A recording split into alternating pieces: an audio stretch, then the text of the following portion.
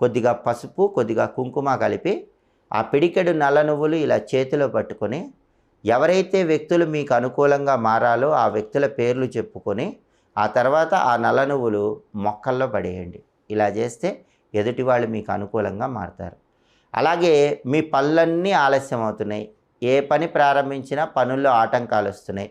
పనులు అవ్వట్లేదు. దానివల్ల డబ్బు పరంగా కలిసి రావట్లేదని భావించినప్పుడు ఆదివారం సాయంత్రం 6 గంటల తర్వాత లేదా అమావాస్య రోజు సాయంత్రం 6 గంటల తర్వాత చేతిలో నల్ల నువ్వులు కొన్ని తీసుకొని ఆ నల్ల నువ్వుల్లో కొద్దిగా పసుపేసి చేతిలో పట్టుకొని ఓం ఫట్ స్వాహ అనే మంత్రాన్ని 11 సార్లు చెప్పి ఆ తర్వాత ఎక్కడైనా ట్యాప్ కింద ఈ నల్ల నువ్వులు విడిచిపెట్టేసేయండి. అంటే ట్యాప్ తిప్పి నీళ్ళల్లో ఈ నల్ల నువ్వులు విడిచిపెట్టేయండి.